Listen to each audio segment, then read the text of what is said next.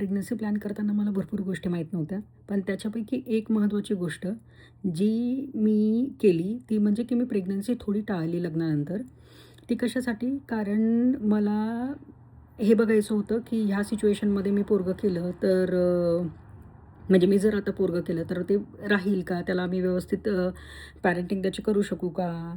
किंवा घरचं वातावरण कसं आहे? ह्याबद्दल तुम्ही सगळेजण जज करणार कारण आधीच खूप जणांनी जज केलं आहे मला. पण आणि बाकीच्यांनी तर हे पण सांगितलं, की "हे तर अमेरिकेतली थेअरी आहे. आमचं तर एकदा मुलगा पाहिलं, लग्न झालं, की आम्ही कधी हा विचारही नाही करत, की मुलाला सोडून म्हणजे मुलाला सोडू किंवा काही वाईट होईल असं." पण मला हेच कळत नाही, की का बरं नाही विचार करायचा हा? म्हणजे तुम्ही लग्न करताय, लग्नाच्या आधीचा माणूस वेगळा असतो. लग्नानंतर तुम्हाला फॅमिली येते एक दुसरी. तुमचे सासू-सासरे ॲड होतात, तुमचा नवरा असतो, त्यांचा काहीतरी इन्फ्लुअन्स असतो नवऱ्यावर किंवा तुमचं त्याच्यासोबतचं वागणं कसं आहे, त्याचा तुमच्यासोबतचा रिस्पेक्ट तो देतोय का, हे सगळं. आणि इन-लॉजही कसे आहेत. म्हणजे मी भरपूर जणींच्या ह्या केसेस बघितल्या, की इन-लॉज अचानक म्हणताय, की "अरे, तू जॉबच नाही करत, माझा मुलगाच सगळं करतो, तुला काय आयतं खायला?" असं-तसं. अशा भरपूर गोष्टी काही ना काही होतात. काही मुलींना खूप टेन्शन येतं.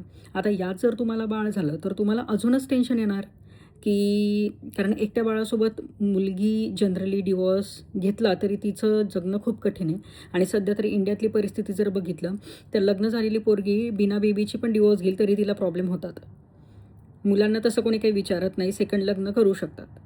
म्हणजे माहीत नाही पण खूप सारे इश्यू होतात. तुम्हाला यात फसण्याआधी थोडा वेळ द्या लग्नाला, तुमच्या पार्टनरला. तो मुलगा असो की मुलगी खरं तर. तुमच्या पार्टनरला थोडा वेळ द्या, त्यांना समजून घ्या. दुसरी फॅमिली जी आहे तिला समजून घ्या, जी आपल्या फॅमिलीमध्ये ॲड होते आणि त्यानंतर पोराचा प्लॅन करा. याला सेल्फिश नाही म्हणत. सगळ्या गोष्टी चेंज होतात. सगळे पॉइंट्स चेंज होतात.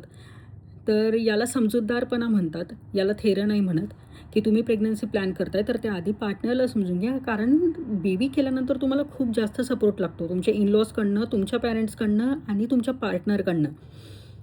फक्त आई सांभाळू शकत नाही किंवा फक्त बाबा सांभाळू शकत नाही. ते खूप डिफिकल्ट काम आहे. त्यामुळे ही एकच ॲडवाईस आहे, की थोडा वेळ घ्या आणि त्यानंतर मग प्रेग्नन्सी प्लॅन करा. आधी तुमच्या पार्टनरला, तुमच्या पार्टनरला समजून घ्या, थोडा लग्नाला वेळ द्या आणि त्यानंतर प्रेग्नन्सी प्लॅन करा. That is not selfishness, that is समजूतदारपणा. बस उगाच इन-लॉज फोर्स करताय म्हणून किंवा वय झालं म्हणून धसमुसळेपणाने हा निर्णय घेऊ नका. ही आयुष्यातली खूप मोठी गोष्ट आहे.